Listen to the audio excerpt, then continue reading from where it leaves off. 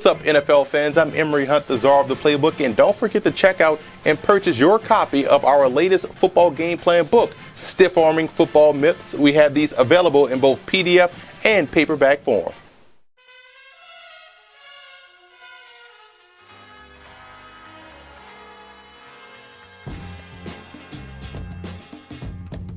For the Bears in this ball game, it's all about assignment football in the trenches. Guys have to get off blocks on the defensive side of the ball. Guys have to fire off the football offensively in order to have success versus Detroit. And they have to create those opportunities. They did a great job of doing this last week versus Tampa Bay, which is why they were able to get the victory, forcing fumbles. Guys like Chris Conte stepping up big in pass coverage. They have to create those same type of opportunities versus a passing football team or a well-balanced football team in Detroit.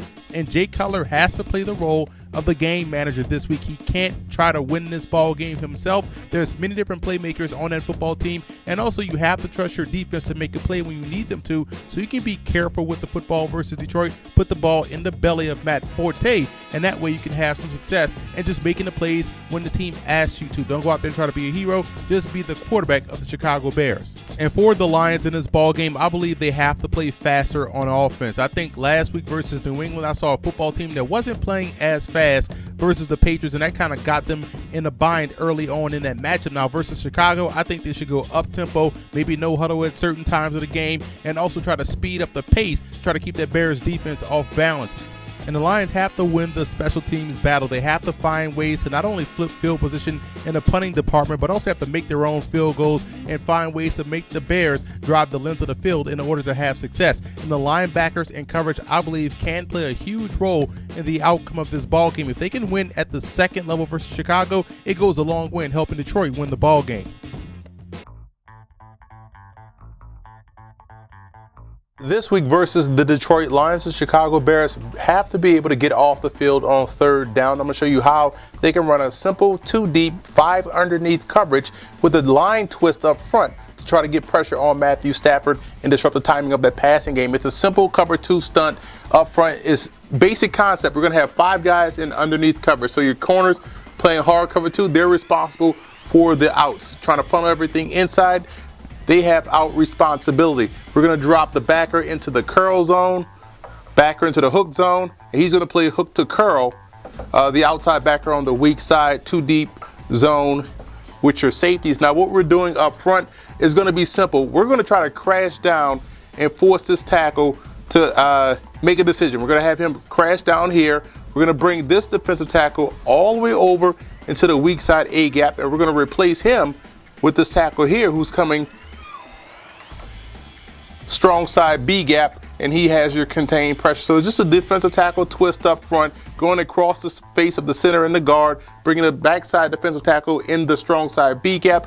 One way to get pressure on the quarterback, just trying to confuse that offensive line, getting Matt Stafford, who has the propensity to hold the football just a little bit too long. And if they're able to play great coverage underneath, I think they can get off the field on third downs. Versus the Chicago Bears, if the Detroit Lions will see a lot of zone, maybe cover 1, cover 3, some cover 4. If they see zone, I think they can expand that zone responsibility of Chicago and still be able to get the football to their playmakers, let's say a Golden Tate or even a Calvin Johnson coming back across the middle of the field. I'm going to show you what I'm talking about here. We're going to put these 2 slot defenders in the bind. We're going to try to put the strong safety and the nickelback in the bind. And the one way you can defeat the zone is by expanding it and giving those defensive players bigger areas to cover. So what we're going to do with these inside slot receivers, we're going to work those guys up and down the sideline.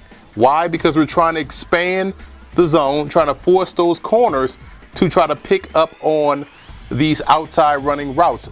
Also, you put the free safety in the bind because now you have a 2-on-1 situation. So if these guys up front are able to get protection, Matt Stafford has the arm to attack deep down the field because you have a 2-on-1 versus the safety, and you're going to probably pull one of these corners with them. Now what you're doing with your guys, let's say this is Golden Tate and this is Calvin Johnson. You have those guys off the line of scrimmage. They're going to work up as if they're going out as well, hopefully trying to get those flat defenders to attack and buzz quickly, and then boom, they break it right back in across the formation, and that's where you want to go with the football.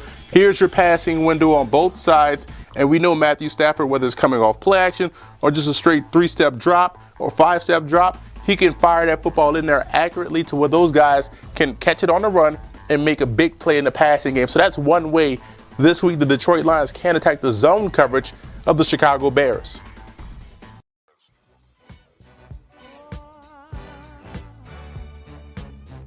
It's the little things that have to matter for the Chicago Bears. For example, last week versus Tampa Bay, a simple slant flat combination here on 2nd and 11 drew the perfect reaction from the Bucs. The flat defender buzzed to the flat, leaving the slant wide open behind him, and it was dropped by the receiver. Again, no big deal because it's early in the game, but still, it's a negative play, and when you're Chicago or a team like Chicago that's struggling, this little thing can snowball and have a big-time effect on the latter part of the game. However, on the flip side, when everyone does their job, like on this simple lead play, it gains 9 yards. Again, kick out block on the outside, combo to the backer, the fullback leads in the hole, combo to the backer on the backside.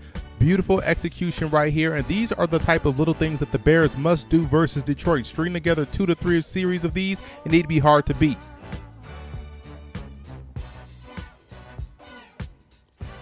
For the Detroit Lions, a lot has been made about the amount of sacks Matt Stafford has taken this year, and to be honest, some are on him, some are on the offensive line, and in this example, some are on the receivers. 4 to 5 guys possibly in a pattern on this play, and Stafford has absolutely no one to throw the football to at the top of his route. Receivers must do a better job in fighting to get open very quickly. A quarterback shouldn't have to work this hard for a reception. So again, all 3 components can share responsibility for the amount of sacks Detroit is having this year, but the main point is that it can't happen this week versus Chicago. Last week should have been the last week type of mindset that you have to have.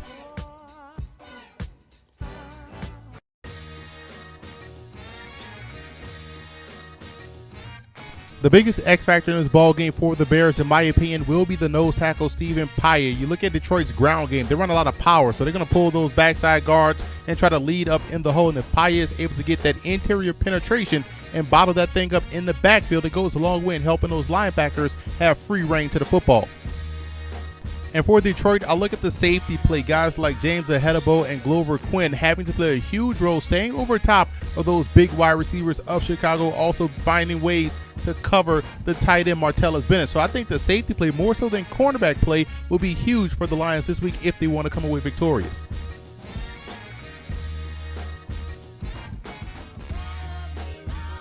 I like Detroit in this ball game. I'm a big fan of tight end play, and last week was the first week they had all 3 tight ends on the field at the same time. I think now with another week together as a unit, they can pose problems for any defense, especially a defense like the Bears that may struggle to match up. So I look for those tight ends to play a huge role in the outcome of this ball game. And defensively, I think they'll do a great job in clogging up those running lanes and making this game a Matt Stafford versus Jay Cutler type of game instead of allowing Chicago to operate off balance. So look for the Lions to knock off Chicago on Thanksgiving.